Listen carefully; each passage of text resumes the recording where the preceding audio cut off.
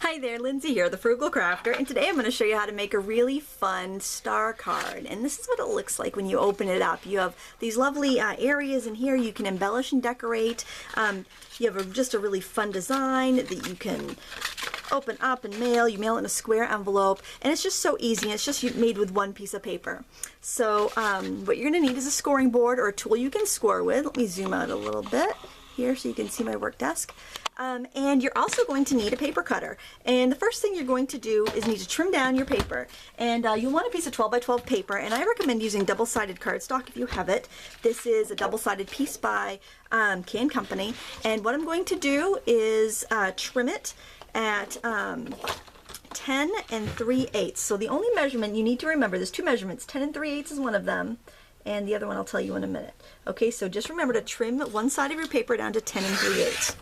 Now you can save this piece for embellishing later. You know, one of those inside flaps that I mentioned, you know, that would be nice for embellishing the inside flap on one of these cards if you want to. So just hang on to this because you may want to use it later. And then the next thing you're going to do is mark your paper at 6 inches on one of the long sides. So I'm just going to put my cutter over here to 6, and then I can I'm lifting my guide up because I'll be able to see the little point where my cutter makes its mark a little easier. So I've marked that at 6 inches.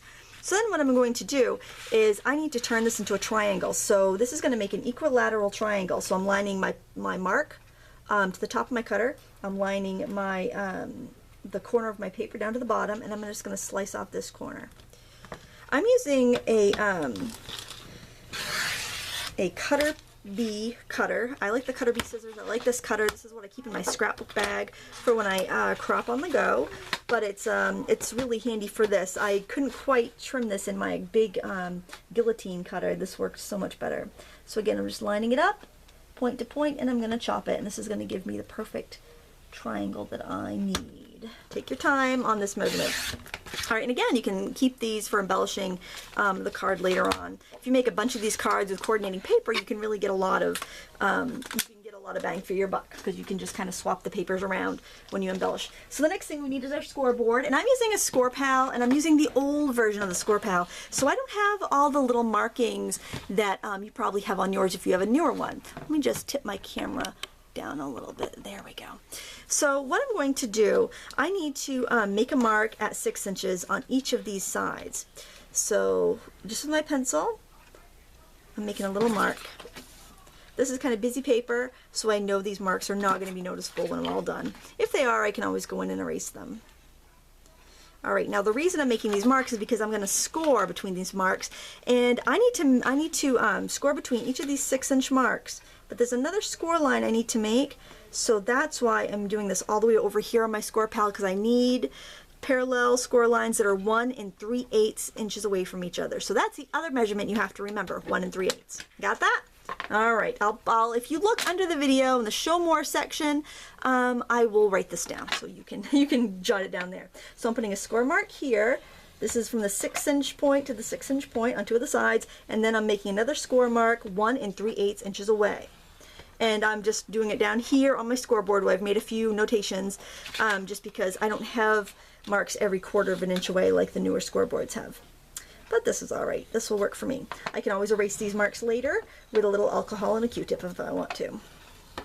I just can't justify buying a new scoring board just because it doesn't have all the bells and whistles of the new ones. This one still works just fine. Maybe one of these days I will. So there, I've scored these 1 3/8. I'm sorry, 1 3/4 apart. So this is what we have right now. So to fold it up, you fold the flap in, and so you use double-sided paper so you can see that both beautiful designs. Fold that flap in, fold it out. This last one, fold it over, fold it back, and then you're going to tuck this behind the first flap. And that, my friends, is how you make a star card. Isn't that fun? And then you can open it up and you can decorate all these different little panels if you want to, or just leave it as is because it's just such a fun card, and I think anyone would love to receive a lovely card like that. Here are some finished examples. Oh, and something else I want to show you. Say you want to make a little hole in the middle of the card and a little aperture, maybe to have part of an image peek through. You simply, instead of scoring your second score line 1 3/4 quarters away, score it an inch and a half away, or an inch away from that first score line, and you'll get a hole in the center that'll give you another little space to decorate or highlight or accent. So there you have it. It's a really fun project. I hope you try it, because everyone loves to get a card in the mail, especially if it's something special like a star card.